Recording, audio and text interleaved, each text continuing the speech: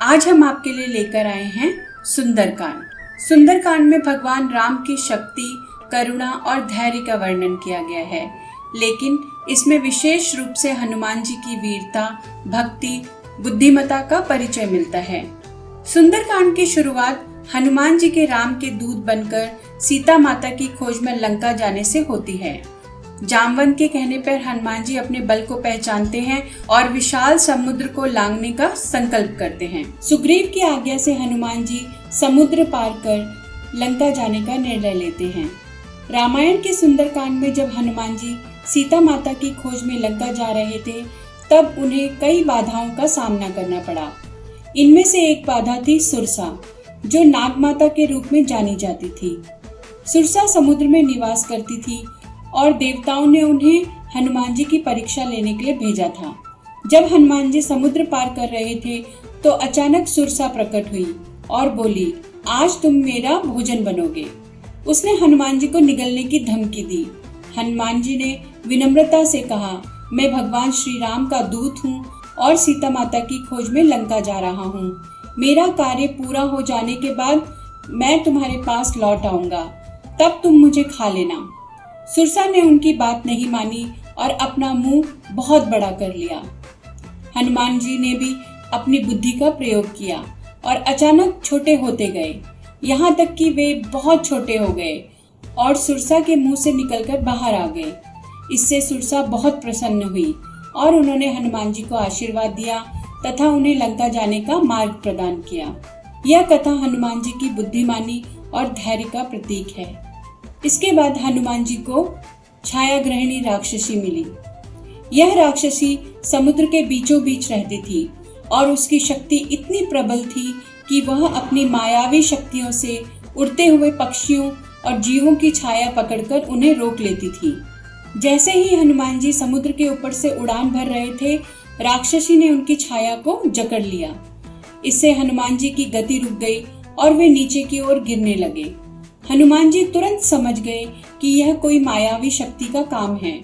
उन्होंने अपनी बुद्धिमानी और बल का प्रयोग करते हुए खुद को उस राक्षसी के जाल से मुक्त किया। हनुमान जी ने तुरंत उस राक्षसी पर हमला किया और उसे पराजित किया। इस प्रकार छाया ग्रहिणी राक्षसी की शक्ति का अंत हुआ और हनुमान जी ने अपनी यात्रा जारी रखी। इस घटना से यह सिद्ध होता है कि हनुमान जी की असीम शक्ति और साहस के सामने कोई भी राक्षसी शक्ति टिक नहीं सकती। आगे उन्हें लंका नगरी के मुख्य द्वार की रक्षक लंकिनी नामक राक्षसी मिली, जिसे लंका की रक्षा का भार सौंपा गया था। हनुमान जी ने लंका में प्रवेश करने का प्रयास किया, लेकिन लंकिनी ने उन्हें रोक लिया। लंकिनी ने हनुमान जी से कहा कि वह बिना उसकी अनुमति के लंका में प्रवेश नहीं कर सकते। उसने उन्हें धमकी देते हुए कहा कि वह किसी भी अनजान व्यक्ति को लंका में प्रवेश नहीं करने देती। हनुमान जी ने विनम्रता से लंकिनी से रास्ता देने को कहा, लेकिन जब उसने उनकी बात नहीं मानी और उनका विरोध किया तो हनुमान जी ने अपनी शक्ति का प्रयोग किया। हनुमान जी ने एक शक्तिशाली मुक्का मारा, जिससे लंकिनी धरती पर गिर पड़ी और तुरंत समझ गई कि यह कोई साधारण वानर नहीं है, बल्कि एक महाशक्तिशाली दूत है। उसे अपनी पूर्व कथित भविष्यवाणी याद आई, जिसमें कहा गया था कि जब एक वानर उसे पराजित करेगा तभी लंका के विनाश का समय आएगा। यह समझकर लंकिनी ने हनुमान जी से माफी मांगी और उन्हें लंका में प्रवेश करने की अनुमति दे दी। इस प्रकार लंकिनी के पराजय से लंका के विनाश की शुरुआत हुई और हनुमान जी ने अपनी लंका यात्रा को आगे बढ़ाया। वहां वे विभीषण से मिलते हैं और फिर लंका नगरी में प्रवेश करते हैं। इसके बाद रावण की अशोक वाटिका में सीता माता को खोजते हैं, जो रावण की कैद में दुखी और चिंतित बैठी होती हैं। हनुमान जी पेड़ की शाखाओं से देख रहे होते हैं कि सीता जी राम जी के वियोग में विलाप कर रही हैं। हनुमान जी धीरे धीरे उनके पास आते हैं और राम जी का संदेश सुनाते हैं। वे राम जी की अंगूठी सीता जी को देते हैं, जिससे उन्हें विश्वास हो कि हनुमान राम के दूत हैं।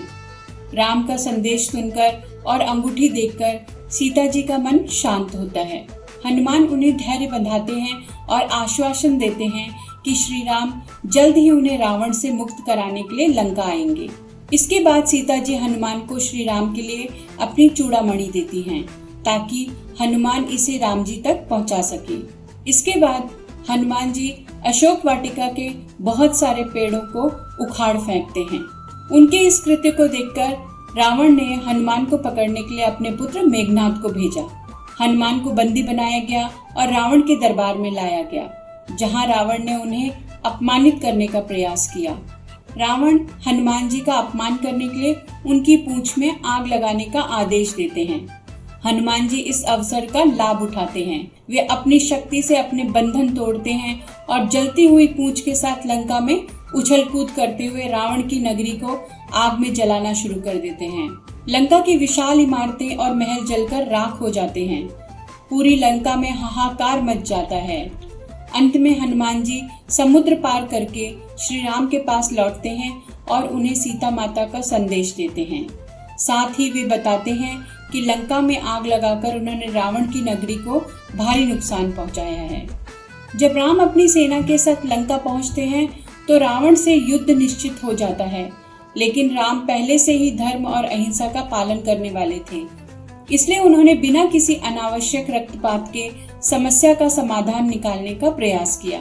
राम ने यह निर्णय लिया कि युद्ध से पहले आखिरी बार शांति का प्रस्ताव रावण तक पहुंचाया जाए, ताकि रावण बिना युद्ध के ही सीता को लौटाकर धर्म का पालन कर सके। उन्होंने अंगद को इस कार्य के लिए चुना, जो वानर राज बाली के पुत्र और वीर योद्धा थे। राम ने अंगद से कहा कि वे रावण को समझाएं कि अगर वह सीता को सम्मान पूर्वक लौटा दे तो युद्ध टल सकता है और लंका सुरक्षित रह सकती है। अंगद रावण के दरबार में पहुंचे और राम का शांति संदेश सुनाया। उन्होंने रावण से कहा कि यदि वह राम के सामने आत्मसमर्पण कर ले और सीता को वापस लौटा दे तो भगवान राम उन्हें क्षमा कर देंगे। लेकिन रावण, जो अपने अहंकार और क्रोध में अंधा हो चुका था, अंगद के प्रस्ताव को ठुकरा देता है और उसे धमकी भी देता है। अंगद ने अपनी अपार शक्ति का प्रदर्शन करते हुए रावण को समझाने की पूरी कोशिश की, लेकिन रावण नहीं माना। इस प्रसंग से यह संदेश मिलता है कि भगवान राम ने हर संभव तरीके से शांति स्थापित करने का प्रयास किया, लेकिन जब अधर्म ने अहंकार के कारण उनके प्रस्ताव को ठुकरा दिया, तब उन्होंने धर्म की रक्षा के लिए युद्ध को अंतिम उपाय के रूप में स्वीकार किया। अगर आपको मेरे द्वारा सुनाया गया सुंदरकांड पसंद आया तो इस चैनल को लाइक, शेयर और सब्सक्राइब करें। धन्यवाद।